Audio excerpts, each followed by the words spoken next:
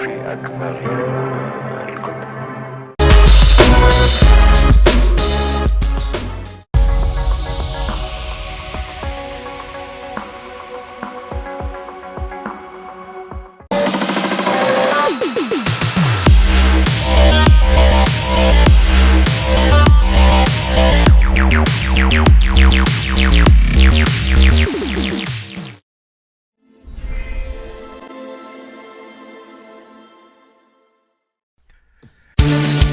Congratulations, you have found the Lambcast, the official podcast of the large association of movie blogs, also known as the Lamb.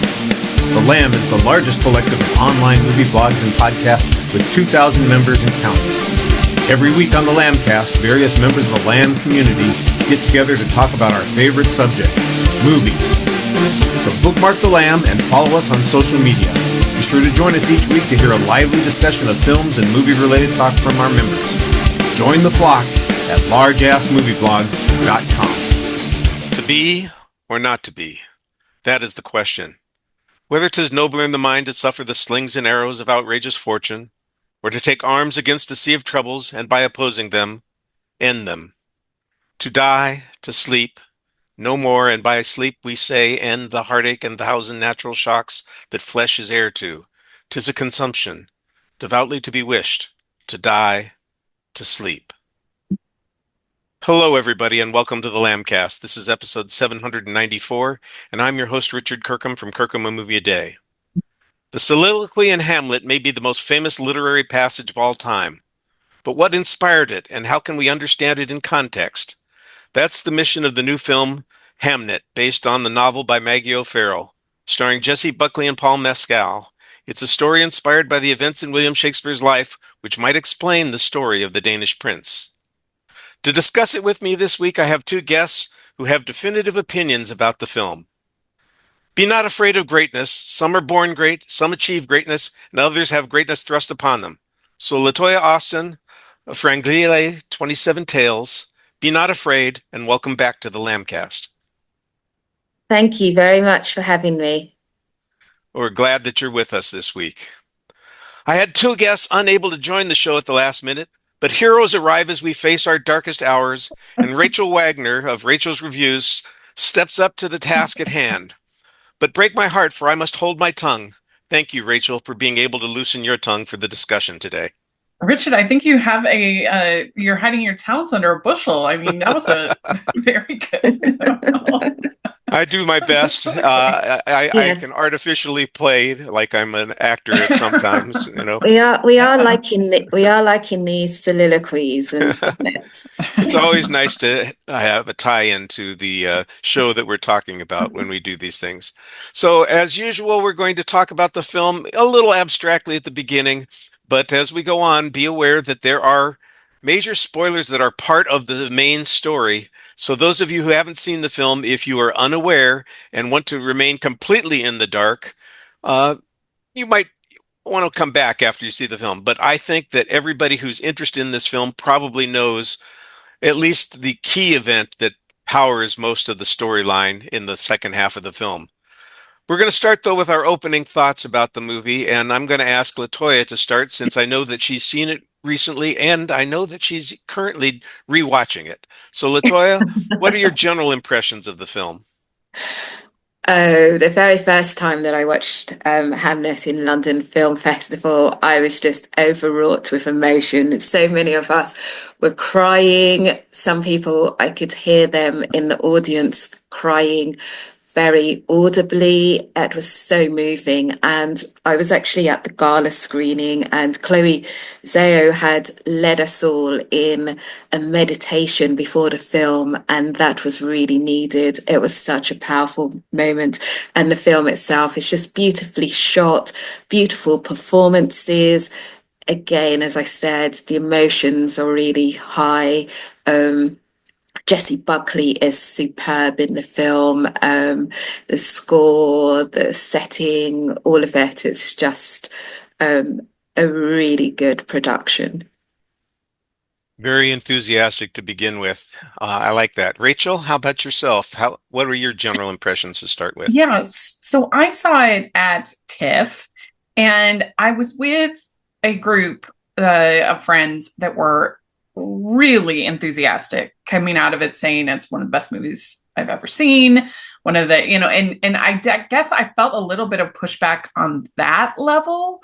Like, but then you have to, that's the tricky thing about film festivals is just like, it's just such a weird environment to be in, and a weird way to kind of judge films. And I always like to try to be as true to my own thoughts and not be as influenced by other people. But there was a side of me that was like, I'm pushing back on that. Like, I don't think it's a masterpiece. But then I had to sort of sit back and be like, it was good. I was moved by it. I think Jessie Buckley is really strong in it. And I've loved her ever since Wild Rose. I absolutely love Wild Rose. She's great.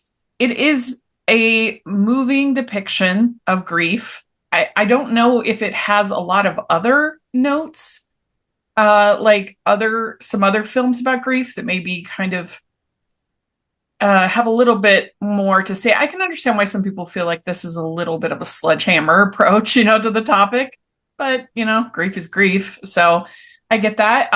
But my favorite, even more than Jessie Buckley, I thought Jacoby, the little boy, the child actor, was very strong. If he was nominated for Best Supporting Actor, you wouldn't hear a complaint from me. I thought he was very, very good. And the fact that they then involved his brother to play Hamlet was so smart and clever and effective. And it is very beautifully made. Music is really lovely. It is a good film. I don't think it's an amazing film, but but I thought it was a good film.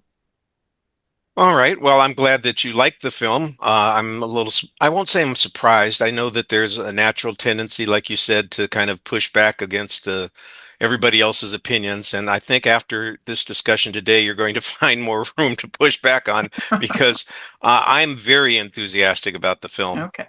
I my first thought was really kind of a negative thought about another film that has been out and has gotten a lot of praise, and and it's a movie that I dislike. I actively am antagonistic toward it, and that's One Battle After Another, which I Oh. think is going to be one of the films that's going to be honored by all Yeah, of the I various think groups here at the end of the year. yeah, I think it's gonna win Best Picture. I really And do. frankly, I said to myself after seeing this movie, I said, if One Battle After Another wins the Best Picture award over this, I'm personally going to go to Hollywood and burn it down. Because this film is so Huh. superior in so many ways, and it's made with such That's greater interesting. I'm not obsessed with technique. either, but I would say that One Battle After Another, it's more emotionally complex, I think. This is Oh, just one I note of that's so Yeah, funny well, I because don't I'm the know. exact opposite on that. Yeah, I think I would disagree. I think that Hamnet actually shows a greater depth of emotion within it. I suppose because one battle after another, you're dealing with quite a few people's emotions, and there's a political context as well. I Whereas just think that One here, I Battle think After grief, Another I think talks grief about. is is a very complex emotion. That's fair. That's fair.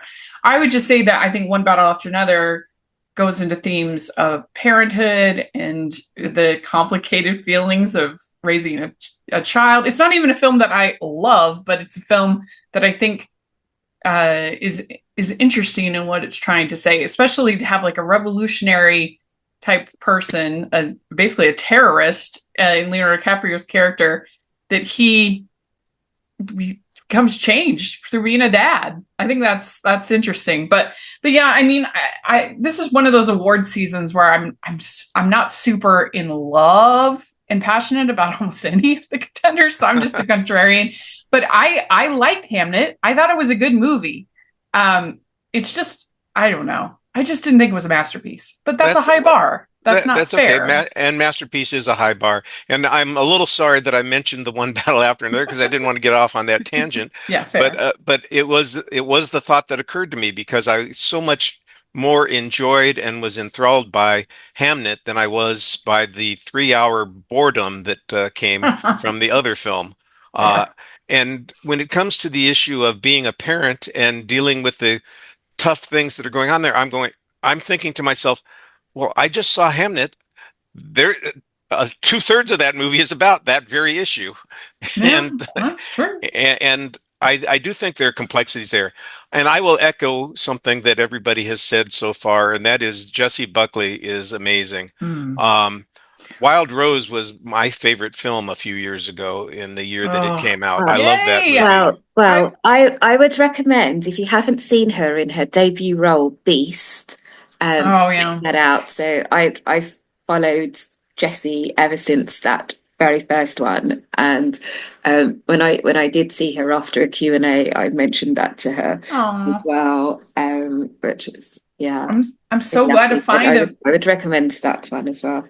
I'm so glad to find a fellow Wild Rose fan.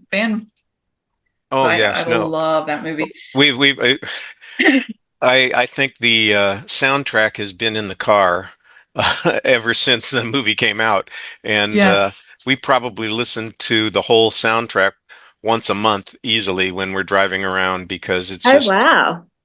Yeah, we really it is very good. She's a really like fabulous that film. singer. And It, she's been in a couple of things in the last couple of years that I haven't cared much for. That film, Men, a couple of years ago, oh, I did yeah. That not wasn't care her for that at fault, but all. I yeah, that still was haven't watched terrible. that. That was terrible. But you know But what I think is an interesting comparison to Hamnet that maybe people might not think of? If you've seen Train Dreams, Oh yes. no, Yes. okay, so Train Dreams, it also deals with the theme of both of the male characters in both films are taken away from their families because of their jobs. They have to make decisions, and there are huge consequences from them being gone in their families. And I think that they both are very emotionally true to the emotions that the characters are feeling. And they both involve loss and grief, and they're both good films. But I think that's something that almost anybody can relate with. Certainly, that has a family. I don't have a family, but the idea of like, what is okay? What should you sacrifice for your career versus your family? But you have to make a living, in both cases, whether it's Shakespeare or a character in Train Dreams, they have to make a living. is And this the Joel Edgerton film? Okay, Yes. I Yes, haven't that seen one. it, but it came up in a conversation that I had with a friend of mine, and he was not very positive about it. In fact, he was kind of negative. He said he spent the whole time watching it wondering, what is this about? He couldn't quite figure it out. And Hmm. you're kind of going the opposite direction and intriguing me about it. So it Yeah. may end up on it's a something I slow watch burn, after so I I all. can think see with how Train it would be Dreams, for. I'd probably say Train Dreams is a bit more one note. So it's very much that sort of man in the wilderness, man trying to survive, man trying to fend for his family. It is really beautifully shot as well. There are some beautiful scenery of the outdoors and the wilderness, but there is a lot of all men working and all men doing that. So I just think that that theme is somewhat similar, but themes about work and is something that always resonates with me. So maybe I saw that where other people didn't. But just his struggle of Shakespeare's struggle of here of like, he wants to be with his family, but he also, this is his dream to be a playwright and write this play. And like, it's also, I think, interesting, the idea of, so if obviously this is historical fiction, but like, let's just say that this is accurate and this is what happened. If it truly did inspire the greatest play ever written by many scholars, will say that, then he made the right choice. But he if he'd been there, he might have been able to save his child. And so that's like an interesting emotional, that's more emotionally interesting to me than I'm feeling very, very sad if that makes Yeah. sense. Well, I think that there is a point at which the film might feel exploitive because it is grief porn. Mm-hmm. But I do think that there is more to it than that, and I want to get to that a little bit later because I do think there is a theme here, especially what you're hinting at about the historical significance and importance of the play that does come back and tie in with the themes that we're going to be talking about in a minute. I did want to ask, since you raised the historical element here, are you familiar with the background of the story? Did you know much about Shakespeare and his family? Have either of you read the novel that this is based on? No, I haven't. But I do remember probably when I visited Stratford upon Avon, reading about his relationship with Anne Hathaway and their family, and that there was a loss.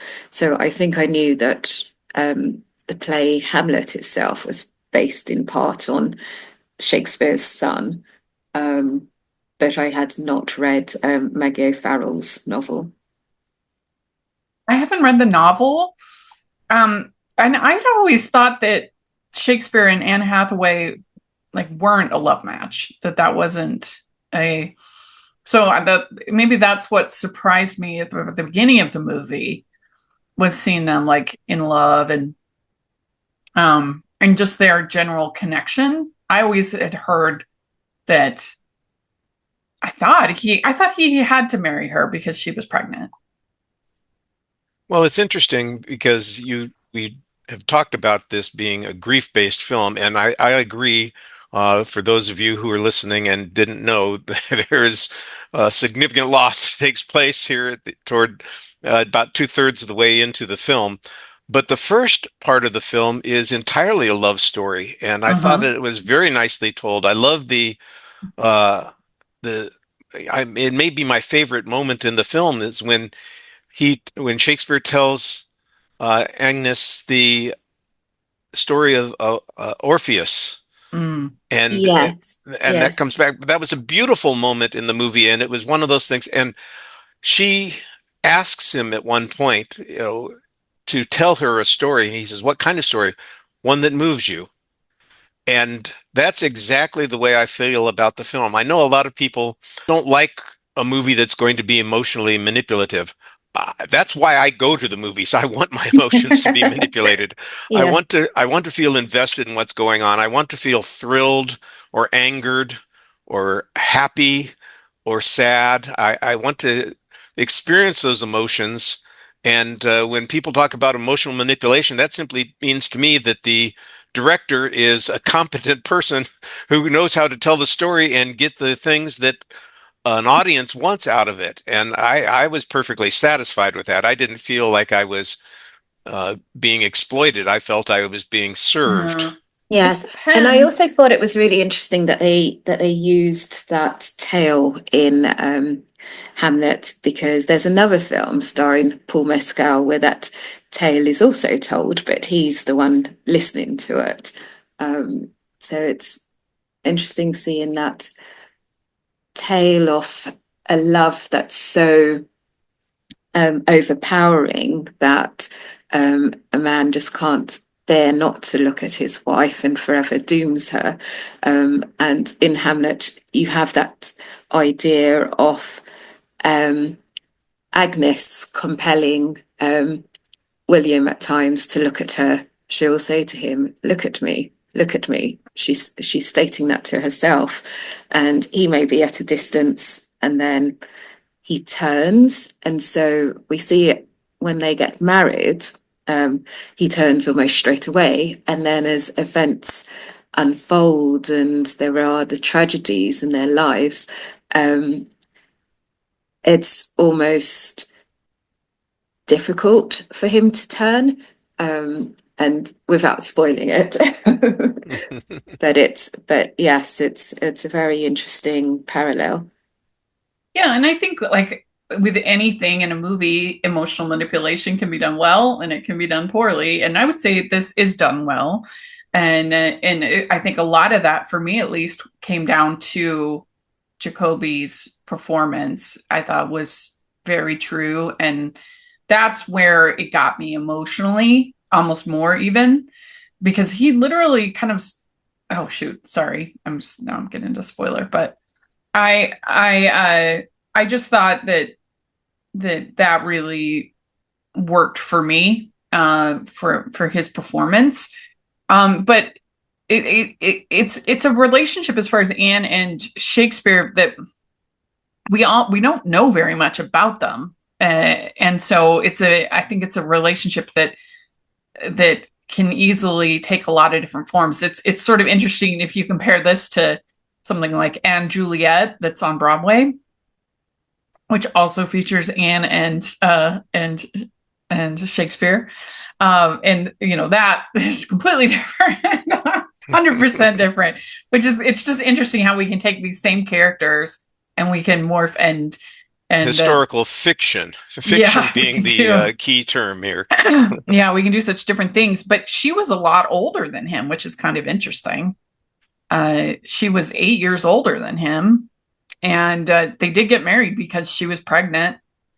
And I'd always heard that it wasn't a love match, that they, and I have no idea why I thought that or heard that, but that's just what I'd always heard. So that was refreshing for me at the beginning of this movie. It was something unexpected, I guess. And also seeing Anne Hathaway as this sort of forest creature, she's sort of betrayed. I mean, she literally gives birth in the forest. She's got friends with all the animals and the hawks and stuff like that. That was refreshing and new, and seeing that. Yes. And so, yeah. Sorry.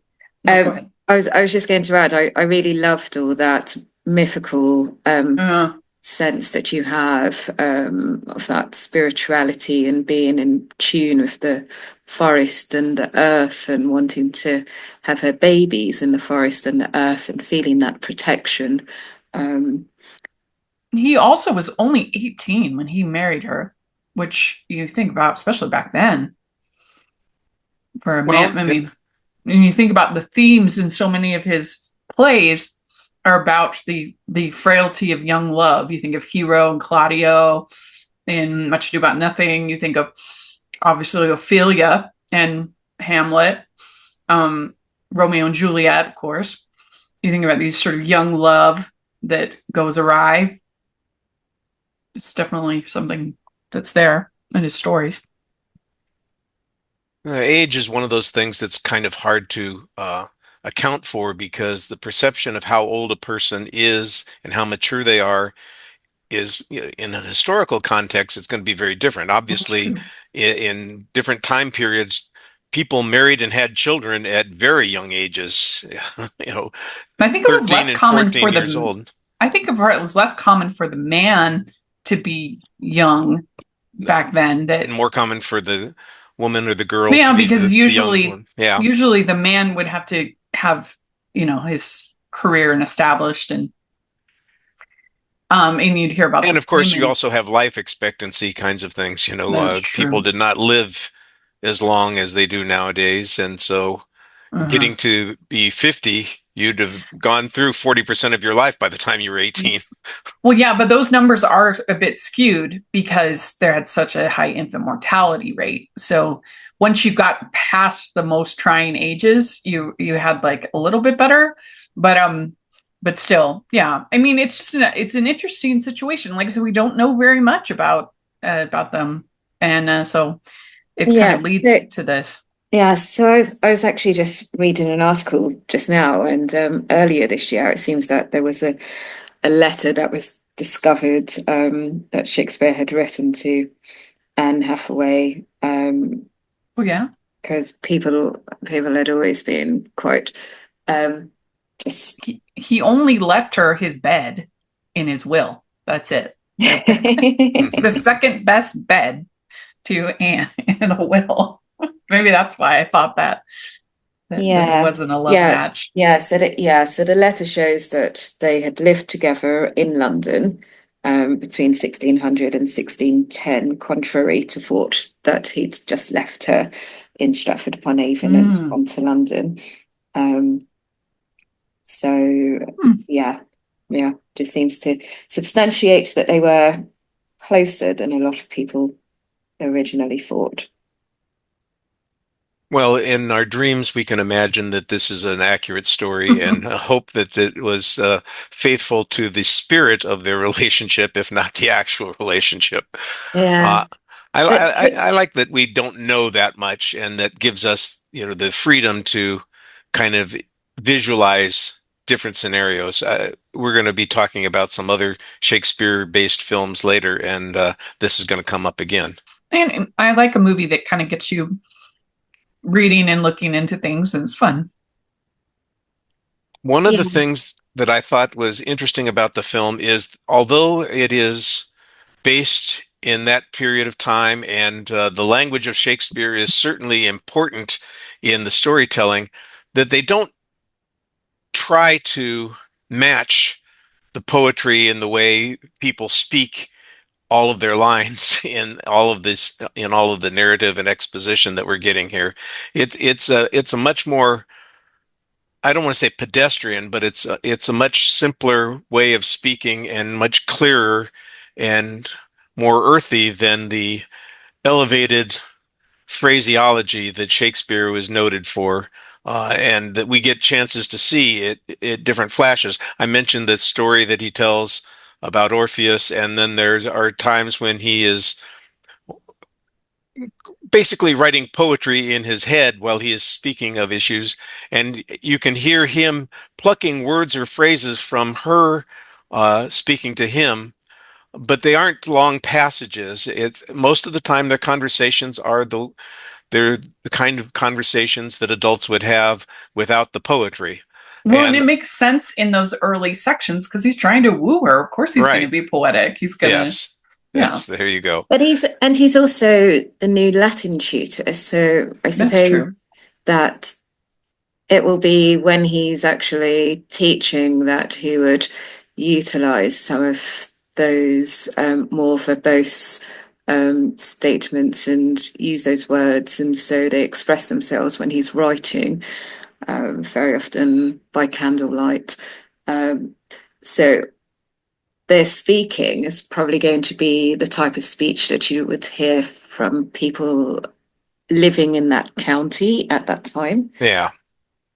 That makes more sense. And I think it's also advantageous for audiences who might otherwise be hesitant to see the film, thinking, I can't listen to Shakespearean dialogue for 2.5 hours. But yes, you can, because we're getting it in doses. You're not seeing a Shakespeare play. You're seeing a film about a story about Shakespeare, and it doesn't. And I think it's very accessible as a consequence.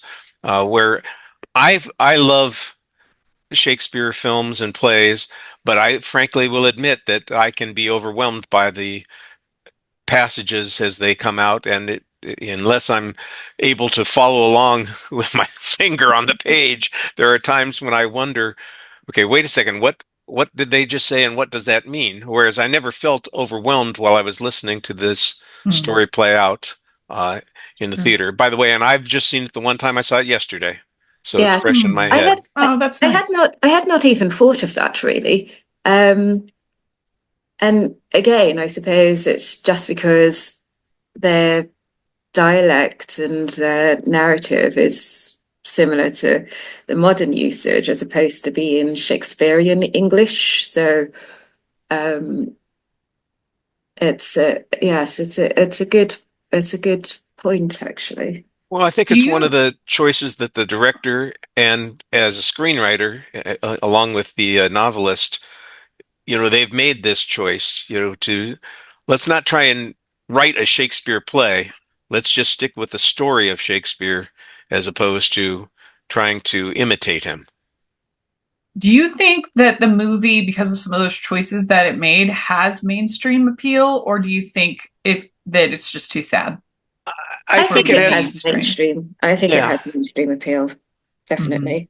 I hope that it gets an opportunity. One of the, the business of movies is changed so much in the last few years, And I'm afraid it's sad for me because I'm an old guy and I get nostalgic for the times when a movie could come out and it could have a chance to build an audience and it would Yeah. stay in a theater for 2 months and people would get a chance to talk about it and come around to it and see it. And it didn't have to make all of its money in the first week and a half. Yes. It could be seen in a theater for a period of time. Yeah. This is the kind of movie that I think would do something like that. You know, the story is not comparable at all, but it reminds me a little bit of a film like Platoon, which gets a lot of acclaim and builds an audience and builds some momentum behind it because it's given an opportunity to breathe. And Yeah. I don't think films get that chance very often. And I suppose with Hamnet, because it has received so many plaudits from the festivals and has been the winner of several audience awards, That's true. that there will be that momentum and that slow build, because certainly here in the UK, Hamnet hasn't come out yet. And Mm. it's not coming out until early January. So a lot of people are already hearing about it and will certainly from various awards that are revealing their nominees now also hear of the film. yeah, I hope Yeah. the acclaim brings people to the film and gives it a chance because it's not an obvious uh, audience I think it's a little hard to draw. sell people on Yeah, sad movies these yeah. days. I I mean, you you think back to I don't know, something like Terms obviously of endearment. Titanic had this spectacle, of course, um, but I mean, it Titanic is a sad movie that's also a love story. It's not totally different. Um, Yes. But I think with this one, you have Jessie Buckley and you have Paul Mescal. And in the UK, we certainly all know what most of Paul Mescal's films are like.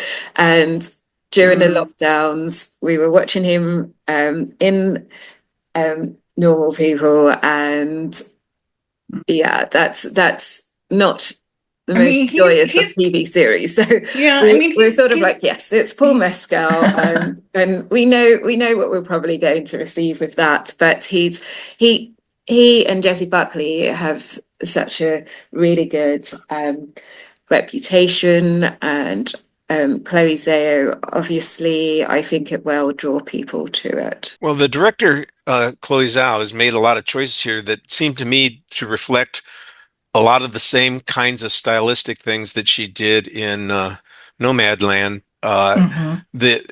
There's a lot of stillness in the movie. There are scenes that where they just hold the shot for a period of time. The transitions between scenes and elements, there's nothing fancy or dynamic about them. It's often just a blank screen, uh, and we go to the next scene and sequence that's going on there. So it's not fancy, but it seems to fit with the mood and the style of the story, and I really appreciated that. And of course, the composition of the shots is wonderful. When we first see Jessie Buckley's character in the forest, curled up within Yes, and the the tree the roots. roots, the tree roots. Yes, Yeah. it's like that's a beautiful shot, and we It get a is. lot of those kinds of It's things very later in the film. painterly. It's very painterly. Yes. And yes, again, evokes that naturalistic sense and the mystical side of it all. And yes, and the colours are just so intense and vibrant with that green and the brown, and then her bright red dress, which she wears for most of the film. Um, which also again just highlights the period because quite often they would have one good dress to wear. And it's just mesmerizing. Yeah, I think there are a lot of things about the film that succeed. This is another one of those places where I don't want to get sidetracked on a conversation about another film, but I know that there's been a lot of praise for different screenplays this year, and Sinners is an original screenplay. I assume this would be an adapted screenplay because it's based on the Yeah. novel. Uh, those two categories, I think those are the two winners in those categories when we get to the Academy Awards, because this is so well put together. And when we get to that last section with the play, I mean, you do have the advantage that you are listening to the words of William Shakespeare, so we do have to give Shakespeare a little bit of credit for the climax of the film. But the way in which the director and the her co-screenwriter, the author of the novel, have put this into the story makes it work really well. I think having Noah Jupe as Hamlet was Yes, brilliant. I think it, that's the big reason why that works. it really He is. looks so much like Jacoby. It just makes it Yeah, more powerful. and I think certainly for me, watching it in London, it certainly evoked that sensation of wanting to go to the Globe and Sure. watch another play there. So it was just down the road when I was watching it, and you really have that sense of wanting to be in the round and watching a play and listening to the words of Shakespeare being announced on the stage, and they do that so well in the film where you can just get caught up in the crowd and that emotion and watching a tragedy unfold on the stage. And Well, it's wonderfully demonstrated in that last sequence where uh, Agnes is burrowing through the crowd to the stage and is enthralled and angered and befuddled by what is going on because her son's name that she is grieving and she feels might be misused in this particular situation. And that is, although she does speak two or three times, that is mostly a wordless performance in the context of an audience. And I think that it's really effective, and that Chloe Zhao does a great job in putting it in the context. By the way, I've been in London twice in my life, and the last time, my favorite experience when I was there was seeing a play at the Globe Theater there. And it was wonderful. And I know That's so exactly the cool. experience to, stand or sit in those crowds and watch, yeah, a live performance. And it's mesmerizing. I haven't been to London, but I have been to the Utah Shakespeare Festival where they have Globe recreation that's really good. So, Is that in Cedar City? mm-hmm. Yeah, I've Yeah. been to the facility, but I don't think I've Uh, ever seen a play there. but see, I guess that's where I find the more emotional complexity in that moment is she sees this incredible play. Does she feel it was worth it? Like, does she feel because this great art was created out of this loss, is it worth it? Does I'm going to give an answer. Obviously, nothing would ever be worth losing your child for. But no, the point that I see in this is that the play allows her to keep her promise. Mm, He will live. mm, and I think as well, it also helps her to see how William has been experiencing all of that, because I think people don't think that he has been impacted by it because he's not visibly showing his emotions. And so vicariously through this play, she's able to see just how much of an impact it has on him too.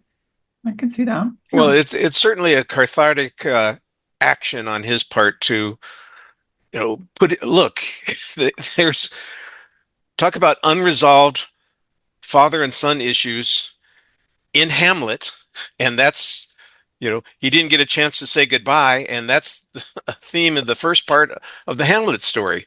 We've got the same thing that's being played out here, and when Agnes sees it being played on stage, that's when it begins to dawn on her that there is, in fact, something here that she didn't realize before.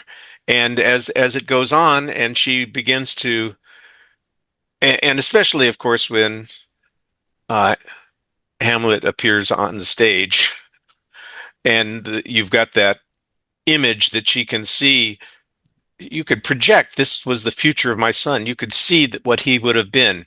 He wanted to be an actor, and this young man playing this part is the embodiment of her son's unlived promise. And I think that, like I said, that the performance there is really very solid. And Paul Mescal is basically playing the whole scene off stage. I mean, he does Yeah. have a scene that he does on stage, but that's kind of a precursor to everything else that follows. And standing in the wings and watching what's going on and reacting when he does finally see her, I just thought that those were the performance notes and moments that I think make the film so astonishingly good. What do you think about the idea that Shakespeare feels the guilt because he told Hamnet to be brave, and then Hamnet in the movie, he takes basically the illness from his twin. He absorbs it, and that it's kind of how it's portrayed, and so that she can live, and because he's going to be brave. I think that that's an interesting way of looking at it, and I certainly think that Shakespeare had plenty to feel guilty about. He did the right kind of thing for his career and for, in the long run, humanity. Let's face it, he's the most important playwright in history and invented the language that we use for the most part. Obviously, he made choices that were important to his career, but that doesn't mean that there wasn't a cost for it. And I do think we Yeah. get a chance to see that cost. I think as well, even before he did go away to work in London, he wasn't present for the births of any of his children either. It's true.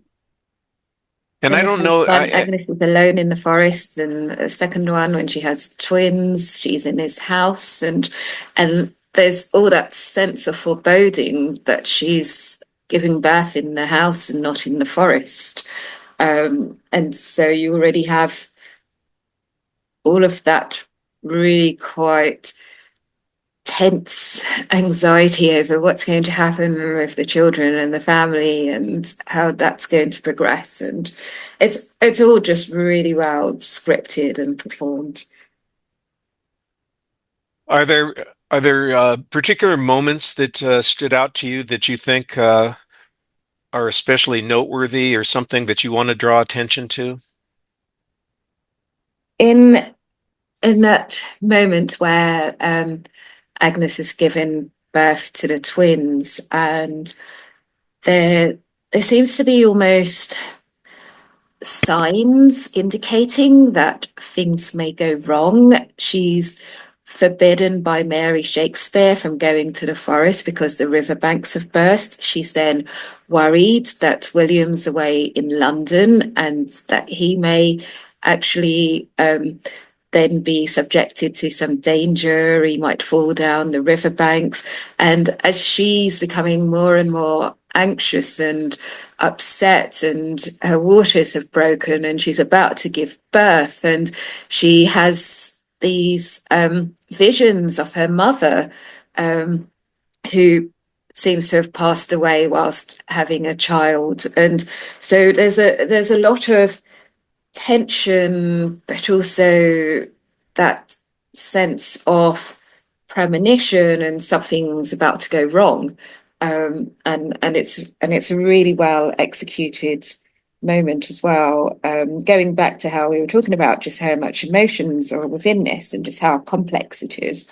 That scene I thought is really quite good. It's almost an Easter egg. And I think there's some nice visuals that go along with that when you mention the river banks overflowing and her water breaking, and you see the water coming up into the house. Yes.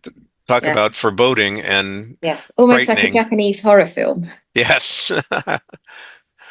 Rachel, I just thought almost anything with Jacoby. He was so good, I thought, in this. It wouldn't just be like a placating, patronizing kind of child award if he were awarded and praised for it. I thought he was really good, and and especially that scene where his sister is gonna die, and he says, I will be brave, and just like, oh Well, I also think that there are good moments, and again, without having any dialogue, that he does post his death. The visions of him in the afterlife, confronting his yeah, loneliness and oh walking toward the door, or the the tunnel in the forest, or the tunnel there in the stage. It's like, talk about a visual metaphor for the unknown, undiscovered country is on the other side of that wall, and we get that, and the way he lingers and looks at the camera. And I know that, look, editing can do a lot, and the directors can make choices. I I was talking with one of our other lambs a couple of weeks ago on a special show that we did on the movie Good Boy, and I'm saying, you get a performance out of a dog, and the dog doesn't know it's acting. I don't want to take away anything from the young man. He was terrific in the film, but I do know that directors have a lot to do with a child's performance in a film, and I think that that's one of the things that makes this noteworthy yeah, and valuable. And again, I would agree with you, Rachel. I think his getting award attention and being talked about is perfectly appropriate. He's very young, but he does a good job. He does exactly what he's supposed to be doing for the most part. You don't see him acting like you do with a right. lot of child He's not like performances. precocious or Right. overly kind of cute, like a lot of cute The little scene mop with top actors the, are. she, the scene with him and Shakespeare doing the choreography of the sword fight Oh yeah, is he very natural. It's playful, and it's like they are actually doing what's being portrayed on the screen. It doesn't look like something that they've gone through the whole process of, you know, blocking out and repeating Yeah. endlessly, and let's make sure that the kid has it right so he doesn't, miss his mark. It just looked like it was the moment. Yes, And I so think he was then, a very natural actor and gives this natural childlike performance without, as Rachel has said, seeming precocious or seeming like a theatre kid. I think he does very well and seems comfortable as well, yeah. being so And young and so such. then when you see his brother up there playing Hamlet, it just adds a layer because it's as if Hamnet is the one on there acting those words. And I may be off on this. I may be. It's the problem is I haven't seen the film a second time, so I'm not double checking. I've just got a vague memory. The actor who's in the rehearsal that Shakespeare keeps correcting, is that the same actor who actually plays the part in the play? I Mm, think so, but I can't remember Let for me sure. check. Let me I see. mean, I think it's his brother Noah Jupe. I I think think he's there's, Hamlet. I know there's another boy who's a dark-haired boy that he's correcting during rehearsals. Um, Yeah, he was a dark-haired boy, but of course, yeah, they but then he might have dyed his hair because colored it's his hair on for the the part. Yeah. stage. Yeah. I'm not sure, but that So yeah, scene, it's always handy for award season. yeah, Yes. with because he plays Hamlet's ghost. Shakespeare does in the play, Yes. and so him confronting Hamlet is kind of him confronting his own son Hamnet. Yeah. And I mean, it's very and the fact that he looks so much like his Hamnet, it The was just younger. was very smart. Okay, I think it might be, but he has darker hair, and he's correct. Yeah. Well, it did look like that the the Hamlet on stage did have colored hair. It Yes, was obviously yes, had been colored, so yes. that's I wasn't quite sure, because that would have been an earlier introduction to that actor's performance. And like I said, I when he steps out of the darkness onto the stage and Agnes sees him, it's that's one of those revelatory moments that I think Mhm. gets the payoff that we're looking for. You were talking about maybe it was Rachel who was talking about hearing people crying in the audience. Oh, that was me. Yes. Okay, Yes. During the when the film was screening. playing. Yeah. Um, Look, I saw the film with my daughter, and when the young Hamnet passed, and that part of the story was going on, I could hear tears there. I don't want to say I'm a hard-hearted bastard. I'm not. I'm a marshmallow. I'm easily moved by those things. But Oh. I did not tear up in the film until that moment on stage when I saw Agnes's reaction to what was going on, and that's when my heart broke, and that's when I felt the floodgates open, and as I'm sitting there at the end of the movie with tears going down my face, it's because of the kind of, I don't want to call it a redemption, but it's the reconciliation and it's the recognition that there is emotion for both of them that's hard to manage, but they now understand each other a little bit more, that moved me so much. And I Yeah. just I admired that sort of thing in a film, and that's where I think the screenplay, like I said, with a strong assist from William Shakespeare himself, has managed to achieve something that I never felt in that other movie about a father and child. Yes. And I think it probably came a bit earlier for me. Again, in the scene where Agnes is giving birth at William's home, and she has her first child, and that baby's taken away to be cared for, and then she starts convulsing again, and they realize that she's about to give birth to twins. And so the second baby comes out, and there isn't much motion from that baby. And so the baby's almost written off, but Agnes is quite insistent and is repeating those words to herself, you will live, you will live. And so she wants to hold the baby.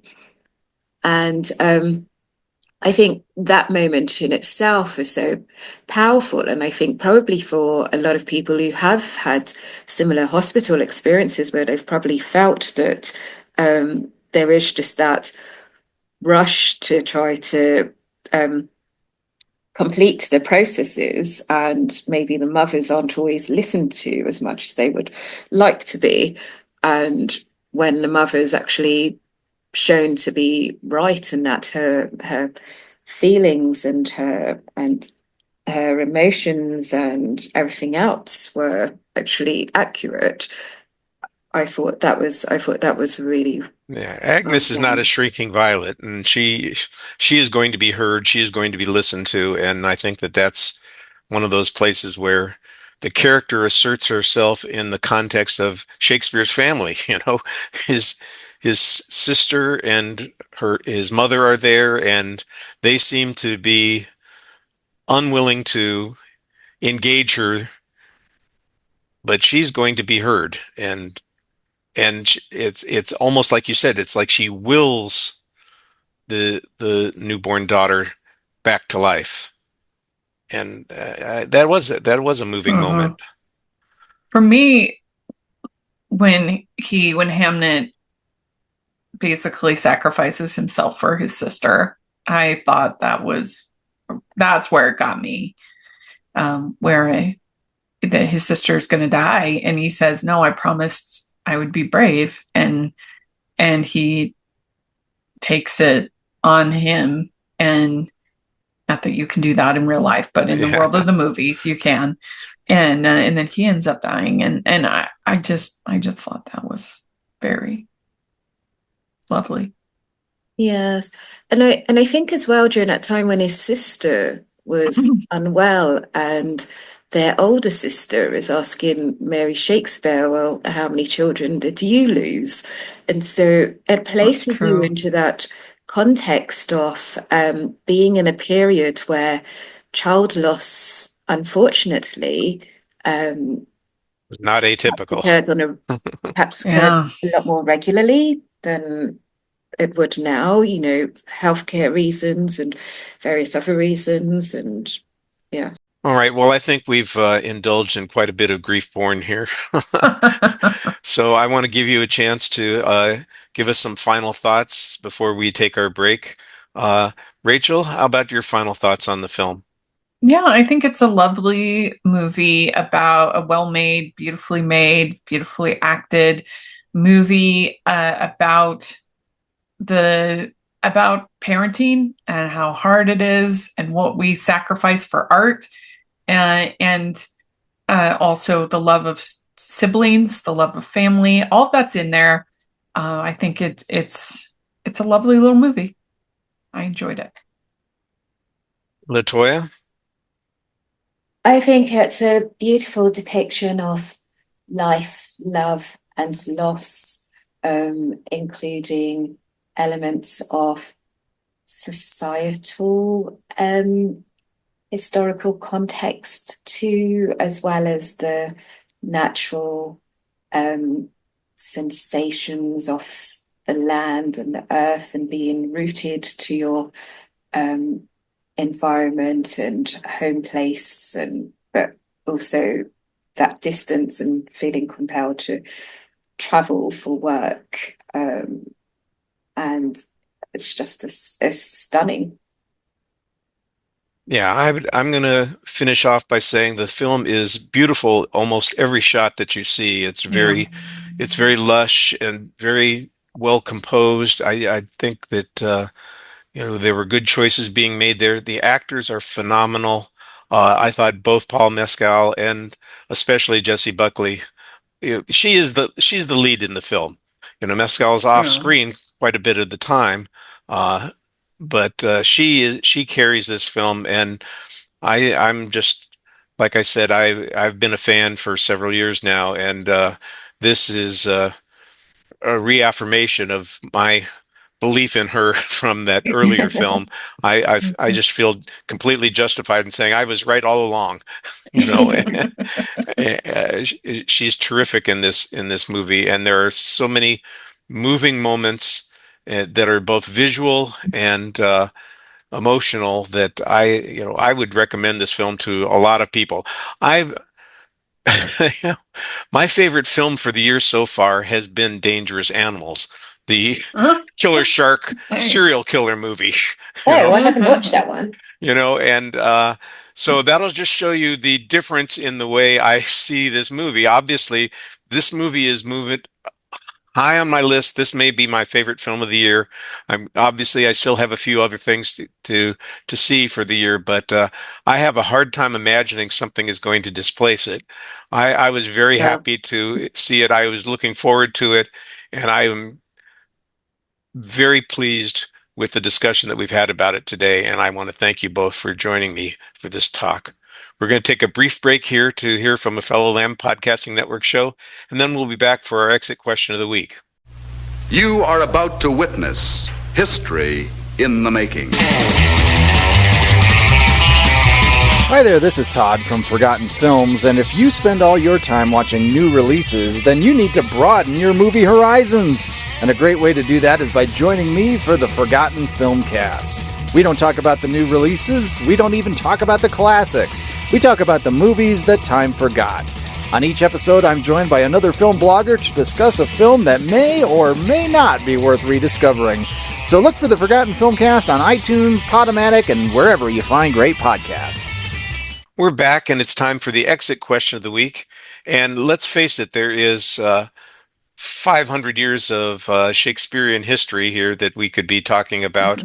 But in the last 100 years, that's when the movies have been around, and that's when we're going to be getting films of Shakespeare. And there are films that are direct adaptions of Shakespearean plays. There are films that are inspired by the plays. There are films that are takeoffs and twists on the plays. So there's a rich vein of Shakespearean cinema out there to talk about. And that's what I thought we'd ask about this week. What's your favorite Shakespearean film adaptation? And maybe you could explain your choice. There's a lot to choose from, and I'm happy to give you as many choices as you like. You don't have to restrict yourself to one. If you've got two or three, that's okay. Rachel, you sound like you have a couple in mind already, Yeah. so I'm going to jump to you first. Well, the first thing that I thought of was definitely, especially with the topic of Hamnet, was The Lion King. I mean, I think it's one of the finest films, period, ever made, and it just never fails to move me and touch me, and the incredible songs and the story and the animation, all is just incredible. And we have a film this year animated that's also based on Hamlet it's called Scarlet by the great anime master Mamoru Hosoda. That's definitely worth checking out. It's kind of a sci-fi fantasy sort of take on the story. But as far as like traditional adaptations of there's so many great traditional adaptations of Shakespeare, but if I had to pick a favorite, it would probably be Kenneth Branagh's Much Ado About Nothing. I absolutely love that adaptation, and he and Emma Thompson were married at the time, and they have incredible chemistry, and they make such great Beatrice and Benedict, and yeah, I mean, an incredible cast. There's not a wrong note in that movie as far as I'm concerned. It's really great. Those are all good choices. We get a little bit of Shakespeare's Hamlet there in those first two that you've got, and then we go in a different direction here. LaToya, do you have a couple of Shakespearean plays or films, I should say, that inspire you, that you care about, that you'd like to talk about? Well, I think my choice isn't going to differ very much because Much Ado About Nothing is one of my all-time favorite Shakespeare adaptations. And I remember I was studying that play at school at the time. And so as part of our studies, we actually watched the film directed by Kenneth Branagh, which has this star-studded cast with Denzel Washington and Keanu Reeves alongside Kenneth Branagh himself and Emma Thompson, and was Kate Beckinsale's first acting role in a feature film. And it's just so well done. I loved the dynamics between Emma Thompson and Kenneth Branagh playing the warring ex-lovers Beatrice and Benedict with their witty repartee, and then you have Hero and Claudio played by Kate Beckinsale and Sean Patrick Leonard as well. And yes, Michael Keaton's in there too, and it's just really well done as a production in sunny Chianti in Italy, and there is that really quite colourful grading throughout the film. It just looks really sunny. Everyone looks really good at their peak in that film, and I just really really enjoyed that one. I know there are other films that are based as well on Shakespeare adaptations, like 10 Things I Hate About You and ones like that, and some teen dramas that are also based on various Shakespeare. She's the Man. Yes, that may be another that's one a good as one. well. Yeah, Yes, that's a good one. Yes, I think Taming of the Shrew and some others have done that, but ultimately for me, yes, in film, Much Ado About Nothing, and then yes, The Lion King would be another one. But I think also Black Panther too.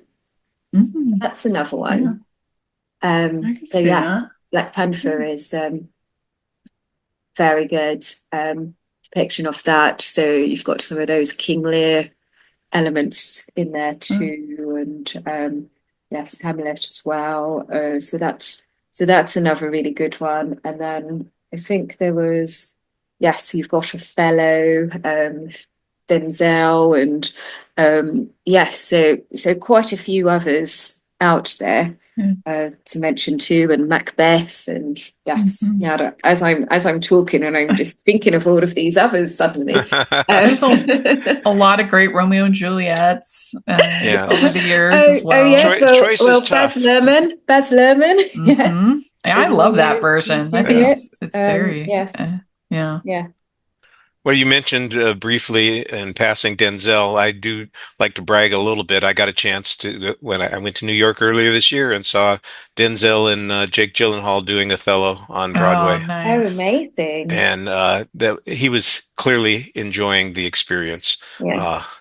It was very entertaining. I picked, I've got three that I want to mention. I've got a very traditional adaptation of a Shakespeare play. I've got one that's based on Shakespeare's legend and some of the plays.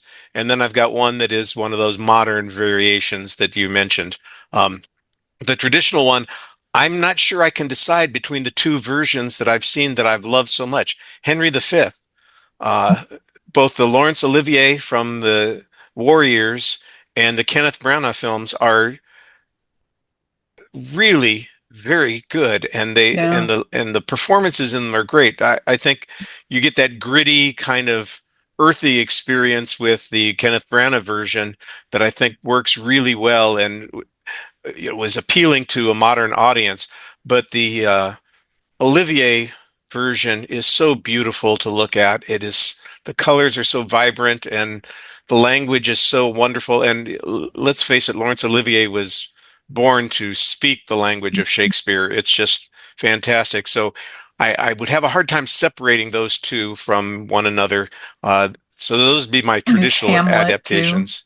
And Hamlet, yes. And again, a Branagh and an Olivier Hamlet, both are spectacular. But like I said, I would give Henry V an edge on my own. I know that it's come in for a lot of revisionist criticism over the years. I love Shakespeare in Love. I appreciate that. And so that's my kind of adaptation of a Shakespearean story, because you've got Romeo and Juliet being created, of course, in the context of a love story that is fictionalized version of Shakespeare's life. And there were a lot of elements in that felt the same to me because of the fictionalization that we were talking about the film we were discussing earlier, that kind of felt similar in that particular story. And like I said, I know that there's a lot of hindsight that talks about how Miramax and the Weinstein, Harvey Weinstein, and stole the award from Saving Private Ryan, and I won't disagree that Saving Private Ryan might be a more deserving film, but I tell you what, I was not ashamed that Shakespeare in Love received the award, because it's one of those ones that I had a very good emotional reaction to, and there are so many, like we talked about, there's so many fantastic actors in that particular film that it's listing them. It's like Much Ado About Nothing with the Kenneth Branagh version. You've got dozens of actors that you can mention and say, well, yeah, we've got all those people in that particular film. Yeah. And then, there's also a lot of films that use Shakespeare as more of like a secondary element, but use it effectively. Like I was thinking about in Sense and Sensibility, when Kate Winslet's character recites the sonnet 116, "The love is not love, which alters when the alteration finds." Like that's such a great moment for the character, and it's so moving, and it's so there's lots of, Shakespeare is just so cinematic. Yes. It's incredible.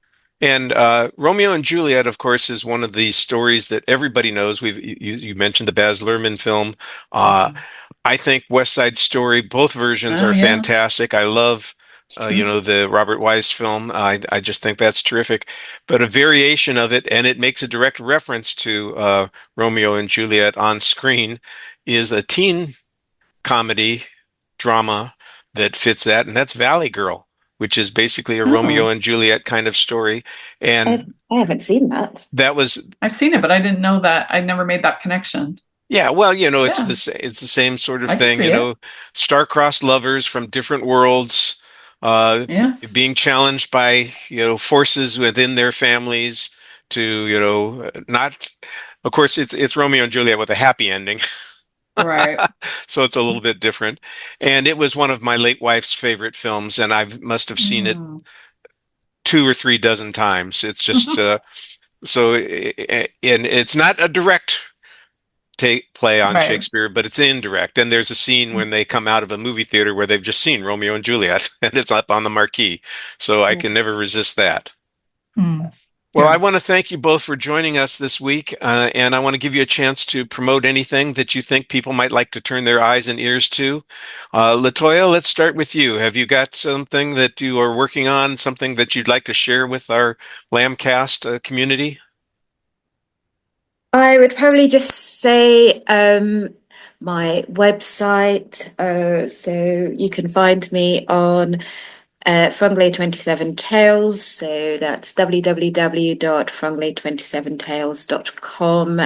On socials, I am Frungley27, and that's where you will find some of my work. And then I also freelance as well, so on various other publications. So you may find me on Movie Marker or Movies We Texted About or Filmotomy or International Cinephile Society. Quite a few other publications. You can find some of my work as well. It's always nice to have professionals on the show. And Rachel, I know that you do a lot of the same kinds of things. So what have you got Yeah. that you could share with people? Well, you can find me at Rachel's Reviews all over the place. And I have Rachel's Reviews Theater.com. So if you want to hear more of my theater thoughts, other Shakespeare, for instance. And I also am a co-host of the Onstage Blog Theater podcast, which a couple times a month we talk all things theater. So if you like theater, check that out. And it's been really fun. I have been subbing this year since July at KSL Movie Show here every week. And that's been so exciting. And you can listen 11 Mountain if you want to check out the movie show live, but then there's the podcast versions, and I'm super proud of that, and it's been incredible.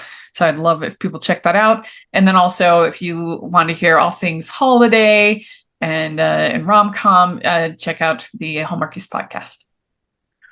Oh, I'm going to struggle to get all of the links in here for you folks. You are so It is prolific in busy. your work, And It is me on my busy. little amateur site, I have one theme that I pursue, and it is simple. If I saw it in a theater, you're going to read about it on my site, and I am still trying to keep that promise. I have fallen behind more often this year than I have ever before. For years, I would insist upon writing about a film that I saw in a theater uh, before I went to bed. It was one of those things. We'd get back from a movie at 11 o'clock at night, and everybody else would go to bed, and I'd have to write about it.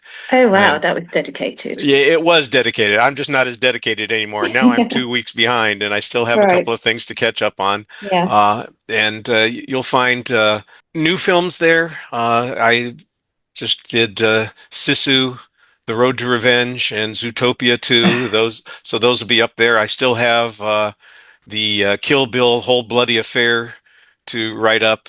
That's coming, and I had my I don't know 10,000th revisit of Die Hard on a big screen, so I'll put something up there. Oh, yes, get that Christmas watching. Yeah, I've got to get those Christmas movies in. And I did, however, one of the things that is true when I have a really strong reaction to a film, I don't wait. And I had incredibly strong reactions to the 2 films that I mentioned at the beginning of this, One Battle After Another and Hamnet. And I immediately wrote about both of them afterwards, Nice. because I wanted to get it out of my head in some place where people could find it. So that those are both up there for people to see. And I hope you'll come by and visit us on the Lambcast as well. We are a weekly show, and we've got podcasts on different subjects every week. And don't forget that there is a YouTube channel that has a video version of the podcast that is illustrated for you. So I put a little energy into that. Sometimes people watch it, sometimes they don't. But I'm going to enjoy putting together an illustrated version of this podcast as well. So look for your avatars, folks, appearing in the video. And if you don't have one, I'll be creating one for you because nice. because there are things that are just fun to do, and if I can find clips and GIFs and pictures for Hamnet, we're going to have a lot of fun putting that together. Thanks again for joining me this week. I'm glad that we were able to have this conversation, and that it, not that I wouldn't have enjoyed speaking with just LaToya, but it's nice to have additional voices on and different perspectives. And like I said, I'm disappointed that the two gentlemen that weren't able to make the show, not in them, it's not their fault. It's just one of those things that happens, but it's always fun to have a variety of people on the show. And I want to thank you both again. So we're going to finish Thanks up for here, having me. and I'm gonna disagree with a Shakespeare quote. He said, "Listen to many, speak to a few." I want to go the opposite direction when it comes to the Lambcast. Listen to a few, and we'll be the ones who are speaking. You all have a good week. Thank you.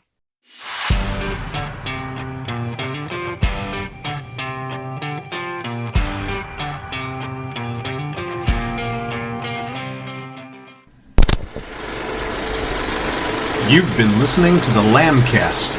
If you have an idea for a show or would like to join us on the Lambcast, contact us at largeassmovieblogs.com. Find us on Facebook, just search for Lambcast, or on X, formerly Twitter, at Lambcast. And you can find us on YouTube as well. The Lamb site can be found at largeassmovieblogs.com. We'd also love it if you would leave a review on iTunes.